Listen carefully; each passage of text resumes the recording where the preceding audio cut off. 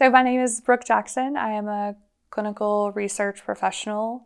I have been in the industry for about 20 years, and I've spent a lot of time, my area of expertise would be in gastroenterology, hepatology, infectious disease, and vaccine.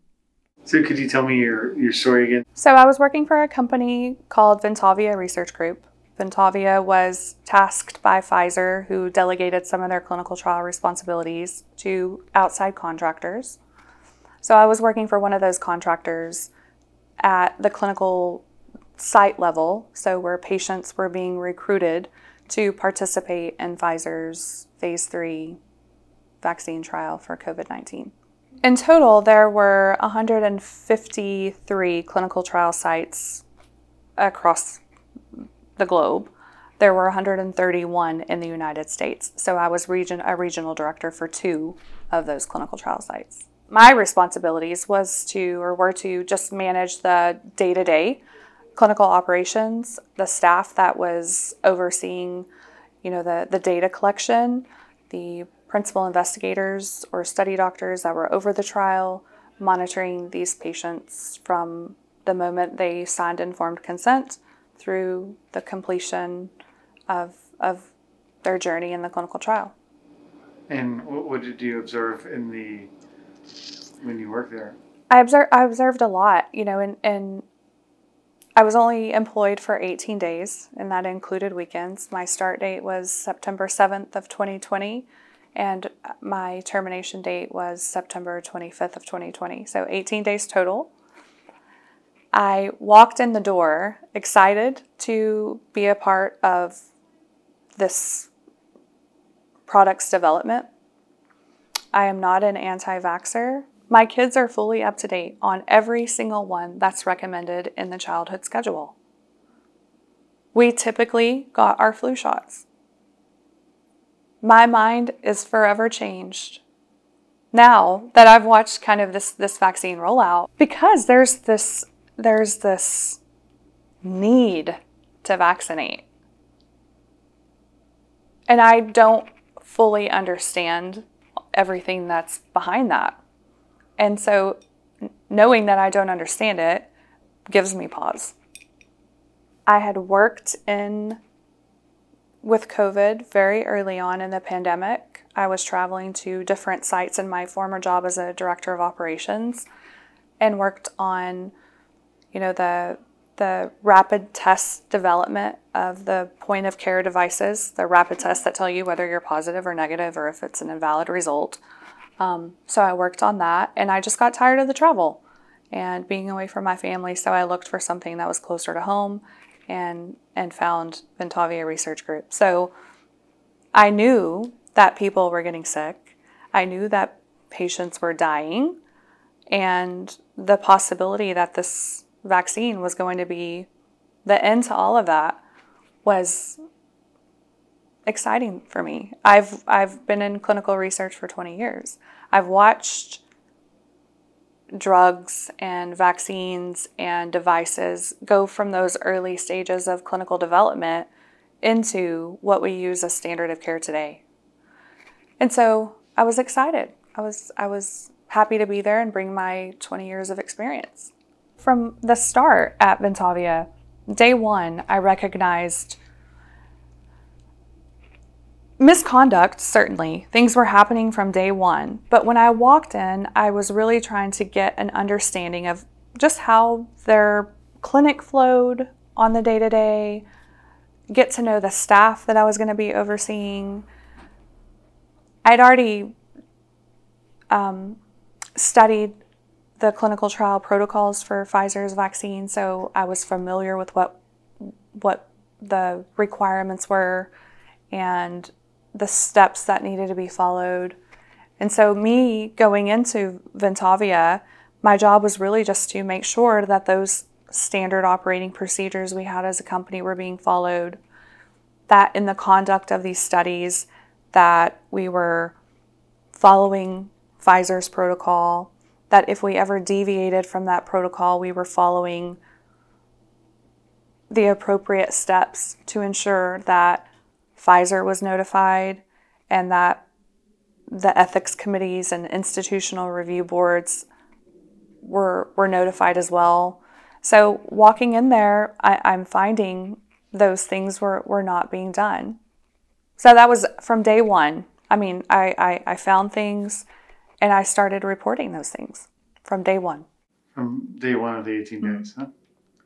And so can you walk me through those 18 days briefly? And, Yeah. You know, so day one, the first thing that when I step back and I look at Ventavia, their clinic was small.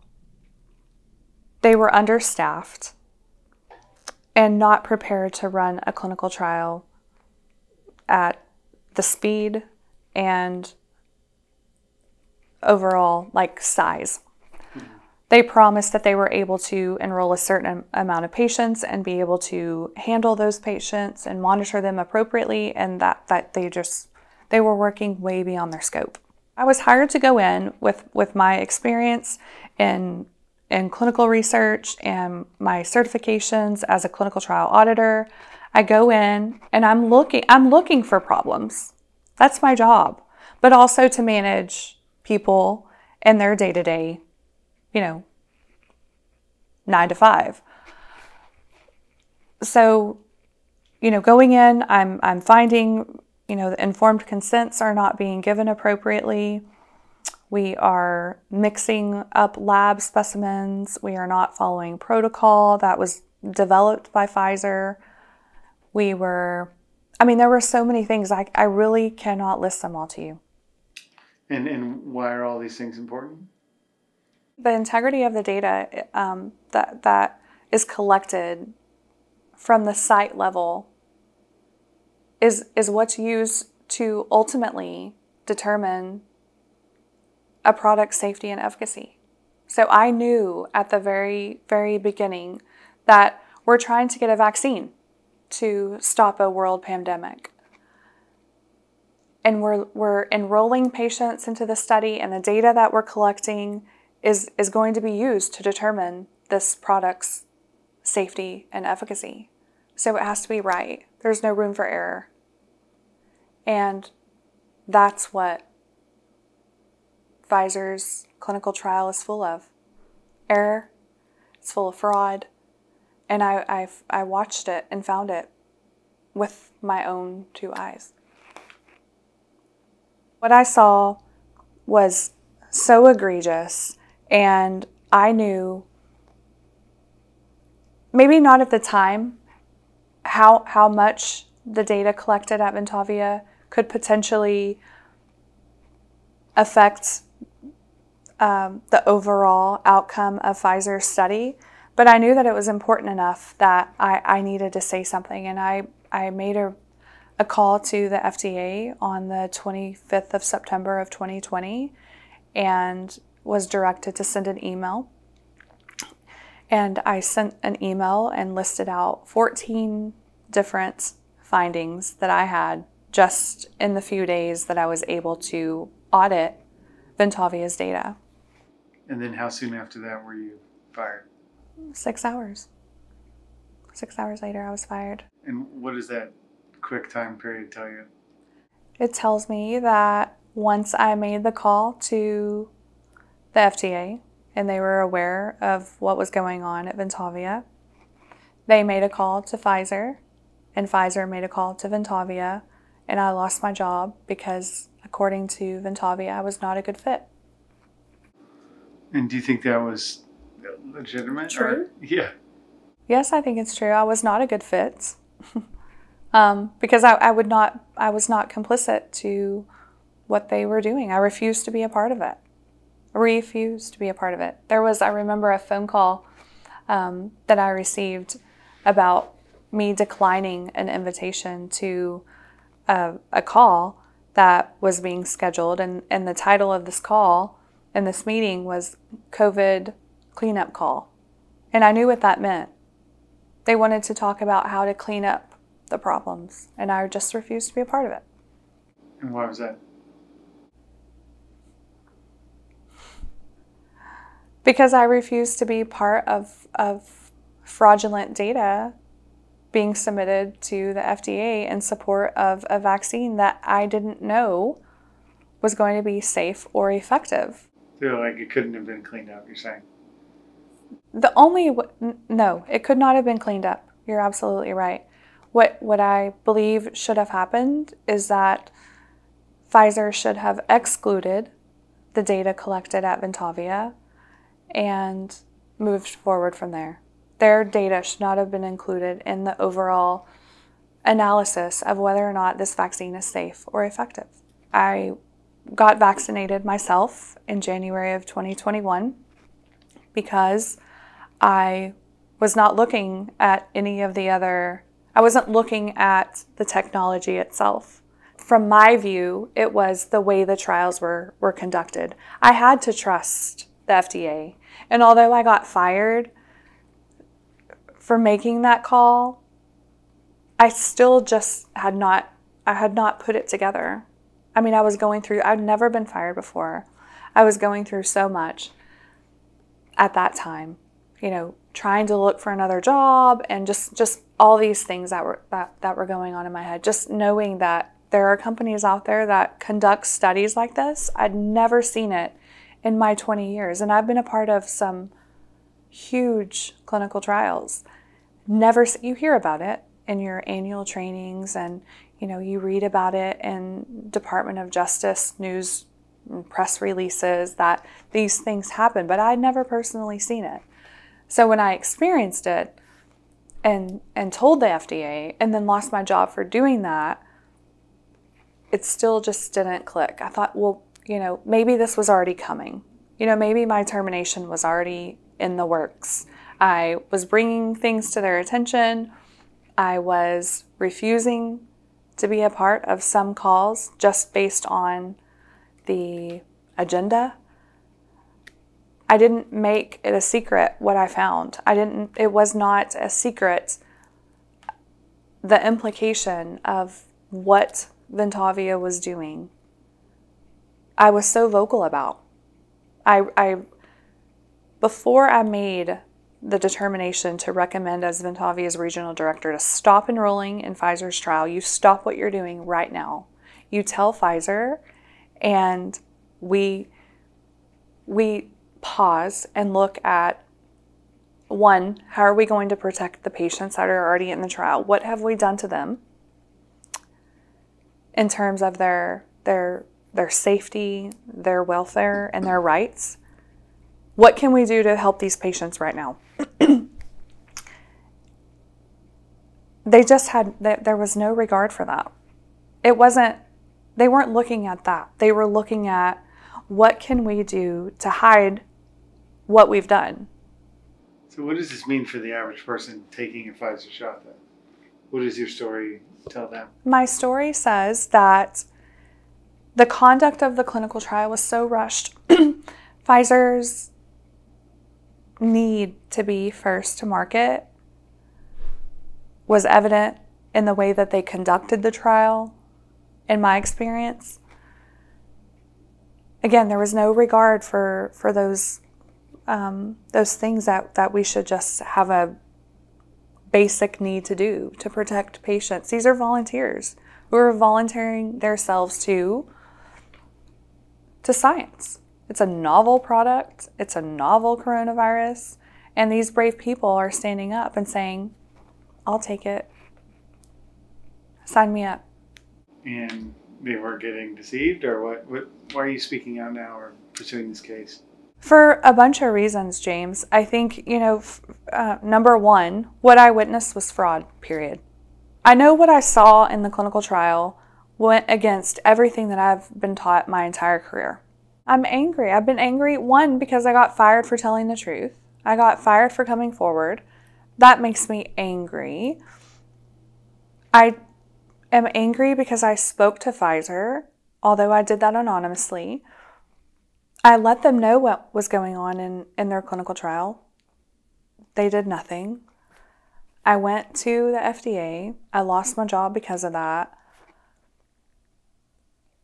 I then went to the Department of Justice and tried to explain to them what I saw even filed a lawsuit against Pfizer.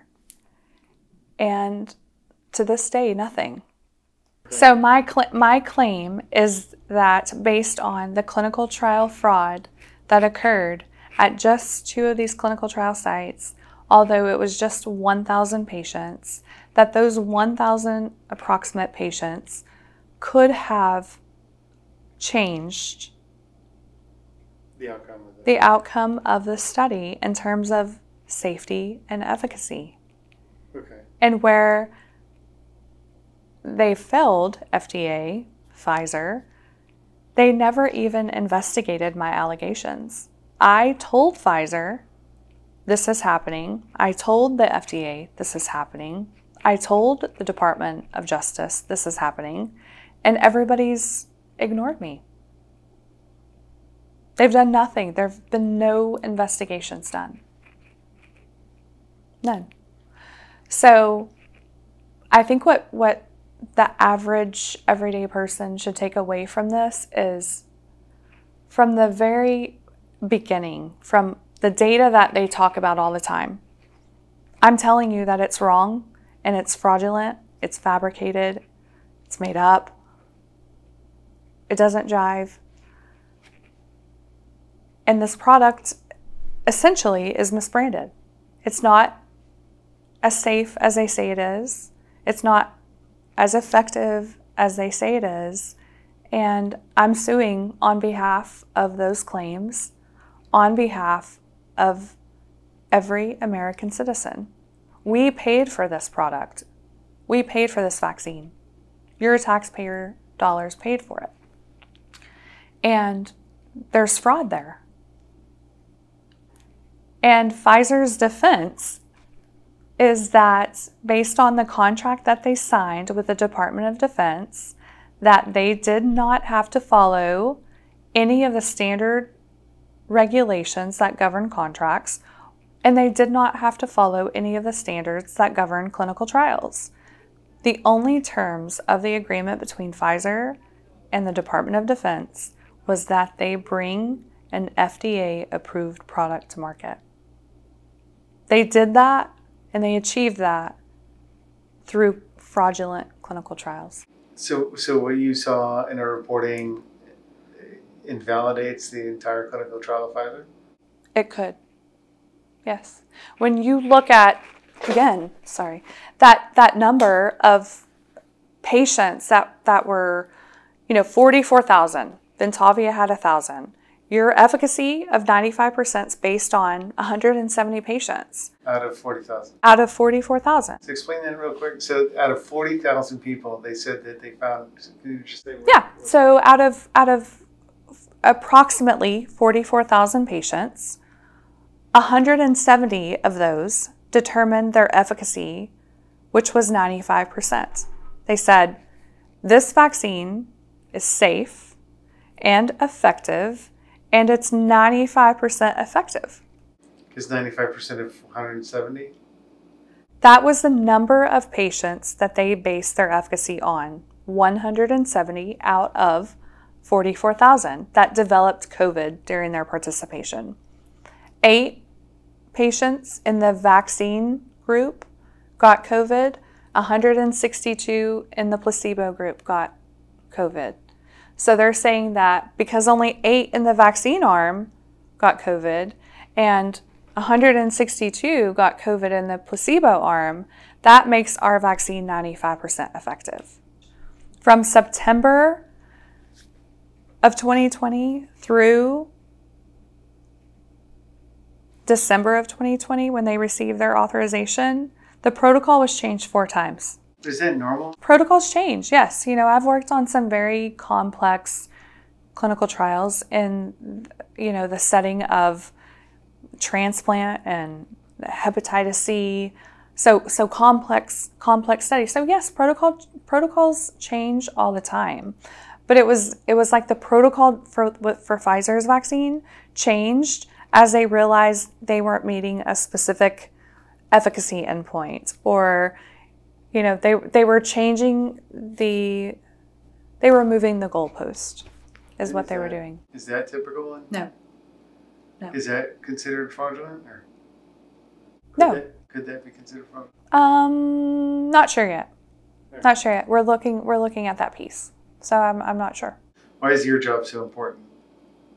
The data that's collected from patients at the site level is the information and data that's used by the pharmaceutical company, and in this case, Pfizer. They take that data and they present it to the FDA. And at that point, the FDA will make a determination whether a product is safe and effective. If they're taking data that they know is fabricated, it's falsified, it's invalid, and present it to the FDA, that's fraud, period. So what would you like to see come from all this, from your case? It's accountability for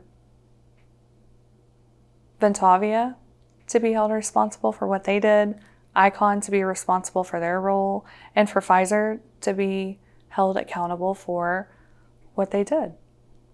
When you make the claim that this is safe and effective, you're promising me that. That's your promise to me, the FDA. You promise that if I give this to my children, they're going to be protected. They're not going to transmit the virus to my grandparents when we go see them in their nursing home. That was the initial claim. And you experienced them just kind of rushing through? Or what? Absolutely. How would you characterize what you experienced in the work? A rush to be first to market. You know, when you look at Pfizer's emergency use authorization and when they were granted that happened on December 11th of 2020. Moderna was right behind them. They received their emergency use authorization on the 18th of December 2020. So there was just a rush to be number one. And they were willing to do anything, and they did. They sacrificed their entire trial being number one. When all they had to do, I mean, we're talking about 1,000 patients. In the overall 44,000, 1,000 is not a lot. It can change the outcome, but why include them in your analysis? Just exclude them and continue with your enrollment. And just continue to get more. Don't use this data that's been made up and you cannot trust.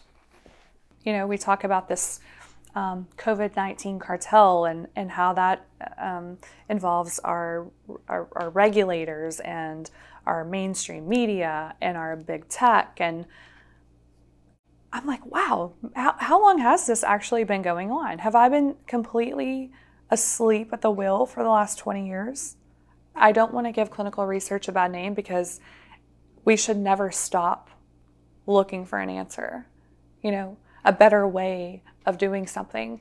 So I don't want to give research a bad name, but it's changed my perspective. I went from trusting completely to not trusting at all. And that's hard. It's hard for me to admit that not only did I trust so willingly, but that I've also been vaccinated with a COVID-19 vaccine. I chose to, in early January of 2021, take the Moderna vaccine for COVID. And I did that because I fell for, I think, what most people have fallen for, and that is they're afraid of dying. I'm afraid of dying. I don't want to die alone. Well, I think I regret it now because these vaccines have been proven to not be safe, and they've proven not to be effective. People are dying from taking this vaccine. And now I have no idea what it's doing to my body. And I'm 45. I'm okay with, you know, I've had a great life. You know, I mean, I guess if something happens to me, that's what happens to me. But what about these children that we're putting this vaccine? This is our future. Women are pregnant and being advised to get these products injected into their body. We have no idea what it's doing to their baby. We have no idea what it's doing for their future, their future children. I don't want a penny from this lawsuit, and there are many pennies. I mean, we're talking about billions of dollars, millions of dollars that I would be entitled to if we were successful here. I don't want to touch it. To me, it's like blood money, right?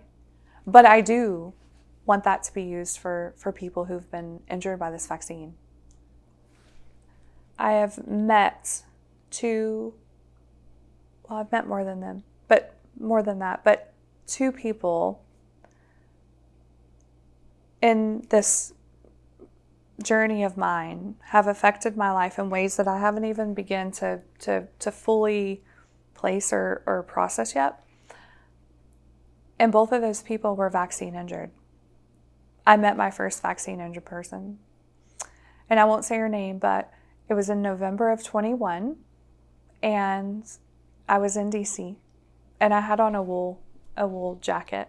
And I see a lady get off the bus, and we were going to a rally, and I see her get off the bus, and she has on a jacket, but it's not a heavy jacket.